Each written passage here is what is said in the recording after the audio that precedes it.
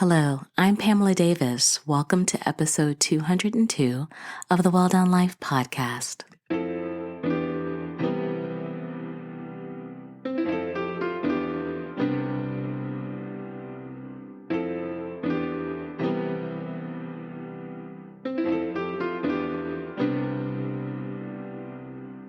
Hello, and welcome back to episode 202 of the Well Done Life podcast.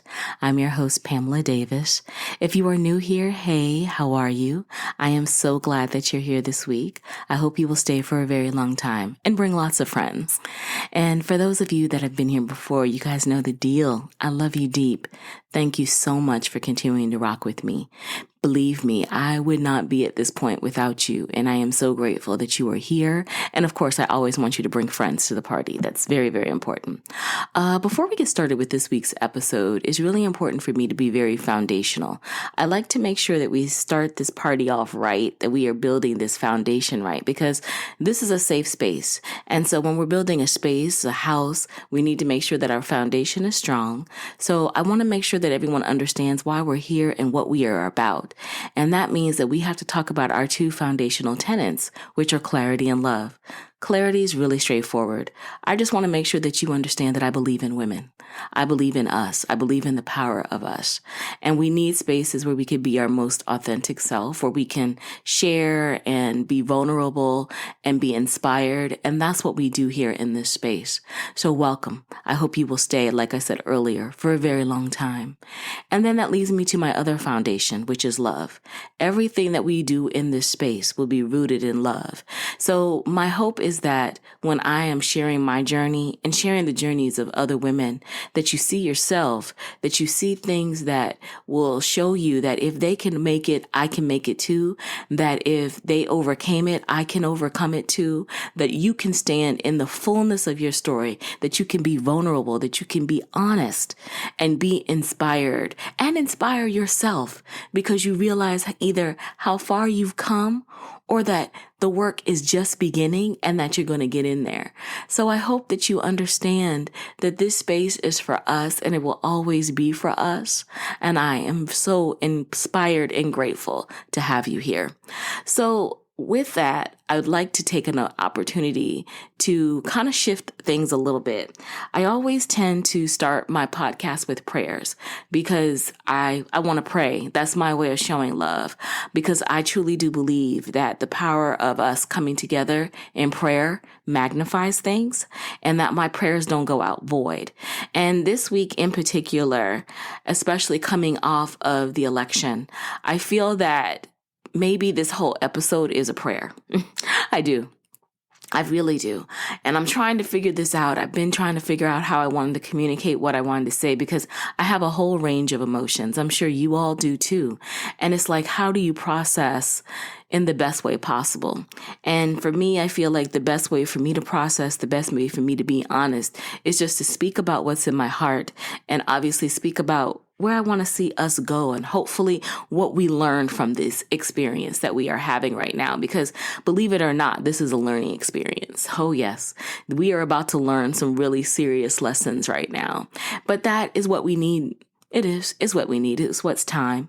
And so I don't want to belabor the point. Obviously, I'm wishing you peace. I'm wishing you love. I'm wishing you all the things that are going to help empathy. But right now, I think in the sense of wishing and praying for you to have that, I think we need to have the most important thing right now that we can have in this time is some real honest discussion, some real honest understanding. So obviously, I hope that you will receive this as it is because it is truly my love, my heart, my joy. Now, before I get into that, I want to make sure I don't deviate too far off of what I normally do because that wouldn't be right. And we are what we are here. I'm about order out of all things. So I want to make sure that I do thank everyone for their support of last week's episode with Arlene Blake, Women on the Rise. Arlene Blake is the founder and CEO of Women on the Rise International, which is a local nonprofit organization here within Orlando or Central Florida that really works with women to help them be able to empower themselves. Arlene's Arlene's group specifically works with women who are on the income spectrum, meaning that they have in a situation possibly received some type of public assistance or some type of grant, but they are on the spectrum where they could possibly, cycle out of the system. And it helps women find their path. It helps women be inspired to get new roles, learn new skills. And it's an amazing organization that supports women on so many levels. Like she has career cohorts, where there's childcare provided, because this is a group about making sure that women have an opportunity to be their best selves no matter what, and they support each other through it all. And so Arlene has leveraged her experiences, her pain, her journey to be able to do something beautiful. And so I was very honored to have a conversation with her about her journey, about where she's going, what she wants to do, and what she needs from us. Because let's be real, in these days and times, you have to be honest about what you need and what you want in order to survive, in order to expand and grow and help women. So it was really great to have that conversation. I hope you will take a listen to that episode. I will make sure that it is linked in the show notes below. But we are here. And like I said, today, though, this is a whole different kind of podcast. This is a prayer, and this is truly an opportunity for us to have some real conversation, because I know that we are all reeling. And let me actually rephrase that. Some of us are reeling from the outcomes of the election, and some of us are extremely happy about what happened. I mean, let's just call it a buck, because that's what it is. I mean, obviously, some of us made the decision to support Kamala Harris, and some of us made the decision to support the president-elect. And choices were made, but now we're in the cycle where the consequences are about to be lived. And we have to talk about that, because yes, there are consequences. Everything, all choices have a reaction. Everything has an outcome. And these are the outcome of our choices. And so I'm not going to sit here and belabor the point in regards to the decisions that were made. I mean, I'm sure it's pretty obvious by my choice how I feel about where we are right now. And really, to me, that is secondary. Right now, the most primary thing that I feel like we need to talk about is the fact that for a group of us out here, we need to take a moment to breathe. We need to take a moment to process. And actually maybe both sides do. So I hope everyone takes an opportunity to breathe and to process. But then we also need to make decisions in regards to how we are going to be moving going forward. Because if you are sitting here blindly thinking that you do not have to prepare for what's coming on either side of the aisle, you have already lost, my love. Yes, you have to prepare, because either side is going to be impacted. And I know that's probably not what you think, especially for those who may have supported the president-elect. You might be sitting in a bubble of unbothered, arrogant assumptions that everything is going to be okay. I would like to be the first person to tell you, because I'm going to tell you gently, I'm going to tell you honestly, that you are out of your mind. That is not exactly how it's going to go, my love. I promise you, it is going to go in an entirely different way. It is actually Friday, November 8th at 5:52 a.m. And I just woke up already to reports that people are talking about, hey, can we now admit that we're going to implement Project 2025? So unfortunately, the truth is out. The truth was already out. It always was out. But for those of you that voted for the president-elect, you made a decision in that moment with your vote to vote based upon your interest. And there's nothing wrong with your interest. And obviously, when you should vote your interest. The only problem with that in this election cycle, it wasn't just about your interest. It was about the next generation. It was about the foundation, the very fabric of our country. And now the choice that you made has now emboldened a group of people who were already implementing and preparing Project 2025 to go forward full steam because they're ready. There is a quote, and I'm not saying it exactly, but there is a quote, and I'm not sure if it's James Baldwin or Audre Lorde. I'm going to have to look it up, and I'll make sure I put it in the show notes. I should have looked it up before I sat here. But it's like, it essentially is saying that if you don't speak up or speak out, they'll kill you and think that you liked it. So now they are taking our rights and they think that we like it and that we're good with it. So again, not saying that it's all on your shoulders, because it wasn't. But at the same time, the choices that you made have consequences, and now we're here. And I'm not trying to say all of this to make you scared or afraid. I'm just saying this because this is the truth. And at the stage that we are at right now, it's time for the truth. If we don't have the truth now, we're going to have nothing. And you have to be honest about where we are, so that you can figure out how to move forward, because that's really all you got right now. You got to figure out how to move forward. So the best advice that I would give you is I suggest you read up on Project 2025 if you chose during the election cycle to ignore it, because it is going to come to pass. I mean, essentially, we have just handed the president-elect the entire government. Remember, he has the executive branch, he has the legislative branch in regards to the Senate, and he possibly will get the House as well, and he owns the judicial. Because what's going to happen is that he's going to get 2 more appointees on the Supreme Court. So essentially what's going to happen is the decisions that he will make in 4 years will affect the next 40 years. So essentially for your children, you have to understand that the actions that you took have consequences. And when your children are looking at you and asking you about why things are the way they are, make sure you can stand on business and explain it. So I just wanted to make sure I clarify exactly where we are and where we're going. And then let's switch, because again, I'm not here to bash anyone. I'm not here to question your decision making. I'm not here to talk about what you did and why you made the decision you made, because you voted your interest. And there is nothing wrong with voting your interest. But remember, sometimes your interests have consequences and you have to think of the greater good. And for those of you that are Christians, remember, always keep it biblical. Remember, they're saying that you always should love your neighbor as you love yourself. You have to ask yourself in this moment, in the decision that you made, did you love your neighbor the way that you loved yourself? Because you voted for self. And now the rest of us have to be out here and figure out how to do it for the rest of us to make it forward. So just saying. And again, you have to make the decisions that you made, the decisions that best served you. Now it's time for us to live with the consequences of those decisions. So then let's now flip it to us that did decide to vote for VP Harris. As that is been outlined and really shown, it was pretty much majority of Black women. We made the decision to go out here and vote for not our interest. We voted for our interest, but we voted for everybody else's interest. And we are exhausted. As a Black woman, I am so tired. I do see that obviously there were some white women that voted for her. There were some white men that voted for her. There were some Latino women that voted for her. And there were some Latino men who voted for her. But their predominant group that voted for Kamala Harris and Tim Walz were Black women and Black men.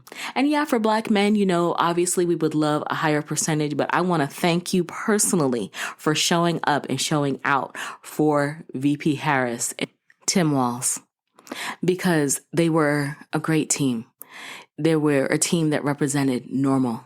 They were a team that represented middle-class interest. I loved seeing a candidate who only has a net worth of less than $1 million.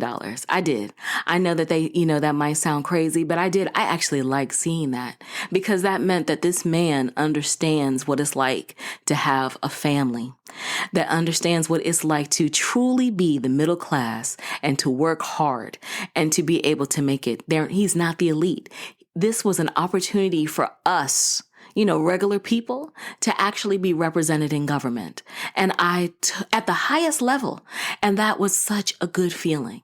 Outside of the fact that I loved seeing the power of an HBCU on stage, because Vice President Harris's career shows what we all knew behind the scenes as HBCU graduates, because yes, I did graduate from one of the most elite historically Black colleges and universities in America. I graduated from Florida Agriculture and Mechanical University in Tallahassee, Florida, that sits on the 7th on one of the highest hills. And I am a proud alum. I may not go to homecoming every year or the classic every year, but I am a proud alum. Because nobody builds hustle, character, strength, education the way an historically Black college university builds. And if you are concerned about the quality of candidates that could possibly come from HBCUs, you need to check our resume, boo. We are at all levels of government and influence in this country and throughout the world. So just wanted to make sure I put that out there. So if you are listening and you have college-age children who are considering historically Black colleges and universities, it is an experience like no other. And I strongly recommend it because you see, it's a possibility you could be president if you go. So, but still, now I transition to us, those of us, like I said, who did do the assignment. Like we didn't just talk about the assignment, we did the assignment. I just want to say that I am so proud of us. I am so proud that in my 51st year of life, that I got a chance in my lifetime to see a Black first family and also the opportunity to see possibly a woman become president. I am so heartbroken that it did not come to pass because I believe that these next years would have set up for the next generation so many wonderful things. And I am so proud of the younger generation who went out in droves and voted, who saw the writing on the wall and decided that they wanted something different. I am so proud of us. I'm proud of the seniors who did it as well. I'm proud of Gen X who did it because not all Gen X voted for Trump. Yes, unfortunately, they're saying Gen X slipped and voted for Trump. It wasn't me. Me and my house, me and the houses of Gen X people that I know, we voted for VP Harris because we understood the assignment. We knew that this, as my love says, this is bigger than Nino Brown. This was bigger than our personal self-interest. We knew that this was for the country. We knew that this was for democracy. And as a Black woman, we did exactly what we always do. We shined up that cape and we went out here and tried to save the world. But you know what? This time the world said, I don't want that. I don't want to be saved. That's what they say, is the Meg Thee Stallion Glorilla song. You don't want to be saved. Don't save them. Well, you know what? We are at that point where we are not going to save you anymore. We've learned. Thank you. Thank you for the reminder. Thank you for the reminder that you don't want to be saved. So since you don't want to be saved no more, this is where we're at. I'm not saving you. Yep, because I know right now that I have never been so confused about something in my life. But then at the same point, I'm not confused. I just allowed myself to do the one thing that I probably shouldn't have done. I allowed myself to hope. I did. I allowed myself to hope that for once we could put our self-interest aside, that we could see past all of the hate and the rhetoric that's being spewed to us, that's being constantly fed to us, because that is the most easy way to manipulate and distract.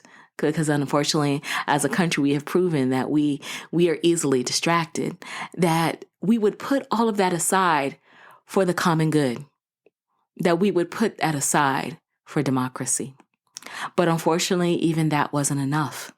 And so over the next few weeks, because I'm not even going to go into that, we are going to see constant messages of blame, constant messages of who didn't do enough. I am here to say, you know what? We did more than enough. We did everything that we were supposed to do and then some. But there were a group of us who decided that they didn't want to. They wanted to do what they felt was right. They voted their interest. So now their interest prevailed, and we are in the season where it is their time. And so with that, I want to make sure that I am staying true to my character and not getting caught up in the frustration and the emotions of it. And I am looking at the lessons that are to be learned. Yes, because even in the darkest of hour, I find something that I can glean from where we are. And in this moment, I've sat, like I said, and really thought about, the lessons that I needed to learn. And one thing that I have learned exclusively in this moment is that, you know what? In this moment, moving forward, and in everything else that I'm going to do, and that we should all do, we need to be bold. We need to be strong. We need to be focused, and we need to be diligent. Because if anything that we have learned from this situation is that we have to stop playing small. We have to stop playing small, and we have to stop trying to save everyone. And that in particularly is for Black women. That is, I'm sorry for everyone else that's listening. This section might not be for you, but actually it is for you, because it's time for you to learn a little bit about that and understand where we're standing, because it's time for us. It is time for us as Black women to stop trying to save the world. And I know that sounds really harsh, but you know what? It's time. It's time for us to let people have the weight of their actions. As Black women, we are always trying to come through, always trying to, soften the blow. Nope, not this time. I'm out of office. I am out of office until the next election. I'm out of office until I decide when I want to come back. I'm on a break. Don't ask me to support anything. Don't ask us to support a thing. We have done everything, laid it on the floor, but it's time for us to rest. Yes, it is time for us to rest and to allow people to experience the weight of their decisions. And so please understand that it doesn't mean that we are operating from a season where we don't love people, that we don't care. Oh, we do. We do care. But right now, it is time for us to prioritize us, because we have given so much of ourselves that a lot of us are empty.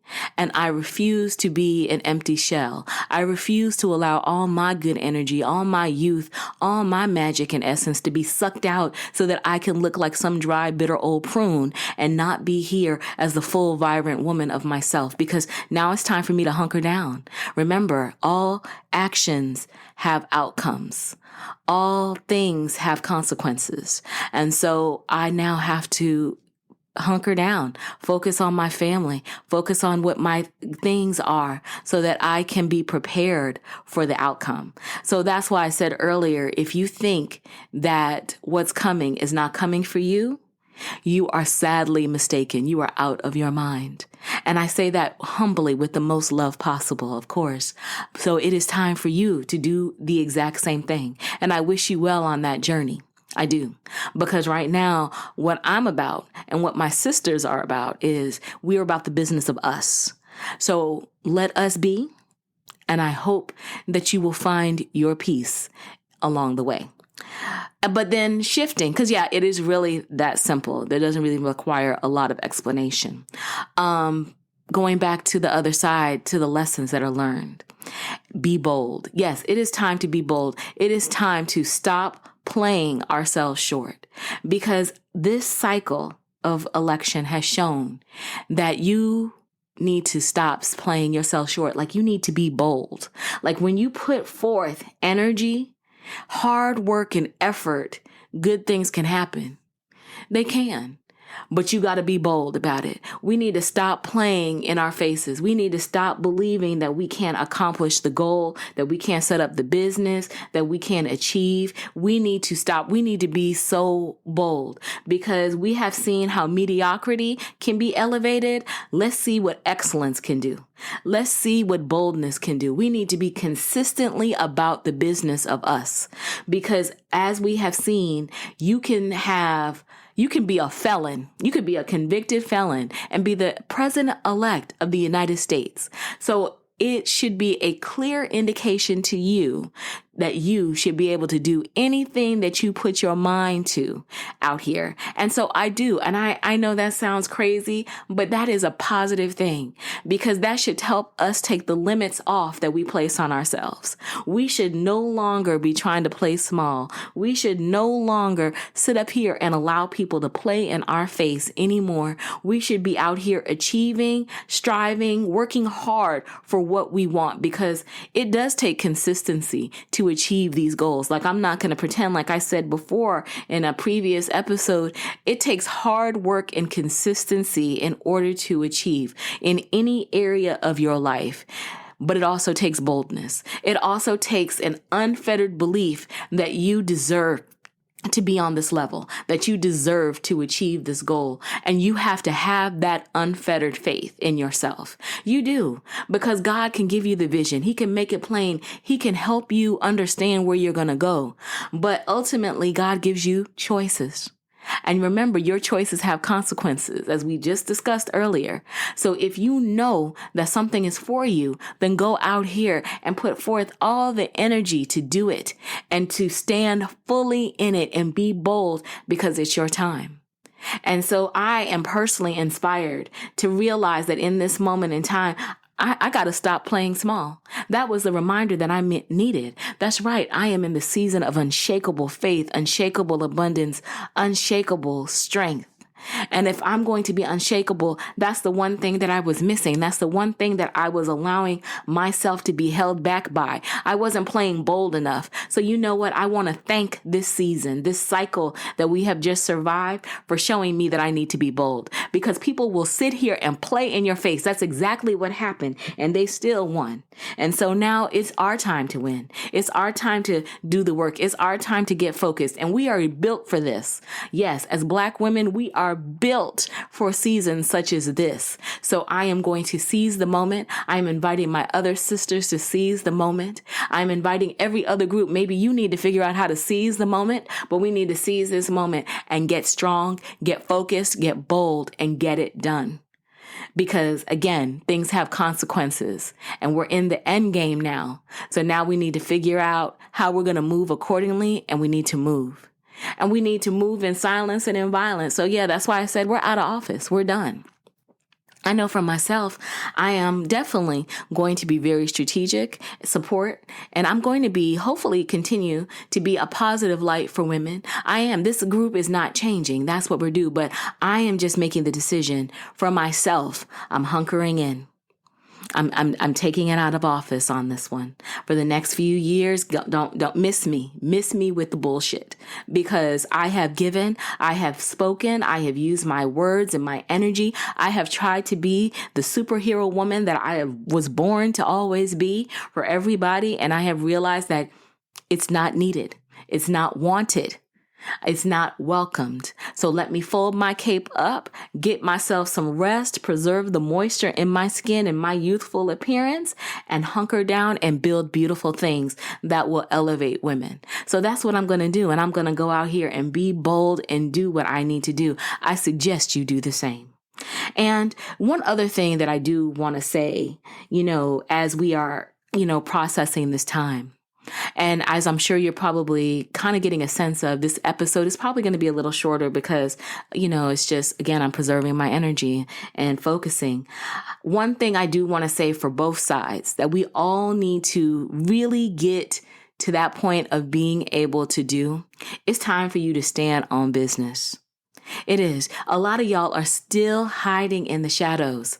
And now is the time for you to stop hiding. I've seen a little bit of it. I've seen people, who I didn't really understand what your affiliations was, because I don't normally go around asking people that, hey, who do you support? Who do you don't? Because I let people be. That's not my job to judge you. But I see some people stand out, have stood on how they support the president-elect. I think everybody who supports him, you need to stand up for it. You do. You need to stand on business about it. Because if that's who you support, you need to be honest about it. That's part of the problem. That's why you can't get any further than where you've gotten in your life right now. And that's why things are the way that they are. Because people like to hide. You like to hide behind the shadows. And I hate to tell you, in this time, in the last days. You're going to have to be clear, because if you don't think that these are the last days, then again, you're not paying attention. Pay attention, my love. Pay attention. You have to be honest. You got to stand on business about where you stand. And you got to be honest and true. And you can't be in a season where you want to hide behind things. You want to, as they like to say, respectability. Respectability is out the window. You have a convicted felon in the highest office of the land. There's no respectability left, baby. The bar is in hell. So at this point, you might as well stand on business about how you feel in any area of your life. And so for me in my house, as we worship God, and I am one of those people that I don't believe in oppressing anyone, because that's not my job. I don't try not to judge. That's the Lord's job. I don't want to do that. I'm standing on business of where my faith and where my strength and where my love of humanity and people lies. My hope was shaken, but it is still here. And so I feel that for everybody, you need to do a gut check about where you're at right now. You need to do a gut check of how you're going to move forward, because hiding is not going to work anymore. You don't need to hide, but just be clear about it, because that's part of the problem. That's why we can't get to the heart of the matter. There's too many people who want to hide behind it because you're ashamed. What you do in the dark always comes to the light. And it amazes me how a lot of these people act so holier than thou, so up in the Bible, but you do everything that's so underhanded. It just amazes me. So let's take the limits off of yourself. I'm taking the limits off of me. Let's take the limits off and stand in the fullness of our decisions, because we have to be real. You got to be honest, baby. You got to stand by it. Stand by your choices, because we're going to stand by ours. For those of us that, like I said, made the decisions that we made based upon our faith, based upon our values, we're going to stand behind them. For those of you that did the exact same thing, stand on your business. Stop hiding, because the shadows always come to the light, and you just look goofy out here. You look really goofy, and it's time for you to stop doing that. And it's time for you to stand in what you believe and stand with him. If you support him, stand with him, but make sure you stand with him through all the moments. I know for these next few years, I don't want to hear anybody come to me with tears in their eyes talking about what they're experiencing. The only thing I can tell you is, of course, I pray for you. I want the best for you, because I'm a Christian and my heart truly leans into that. But I also am going to tell you, these are the outcomes of your decisions. And now you are in the consequences of them, and you have to act accordingly. So I hope you will act accordingly. I hope we will all act accordingly. And I truly still believe in us. I really do. I believe in the power of women. This cycle showed me the power of women, what we can do, who we can be. And I pray that none of us lose sight of that we don't lose sight of what we accomplished in this time. And in the hard times that may come, that we learn to lean into each other, that we learn to see the fullness of each other, that we learn to support, and that we learn to nurture. I really do pray all of those things. And so that is my episode this week. That's how I'm feeling. And I pray that you find your balance and your peace. So I will have all of my information in the show notes. I'll be back with a new episode because I'm fired up. I'm ready to go. And I will talk to you all soon. Take care of yourselves and each other. And I love you. Bye-bye.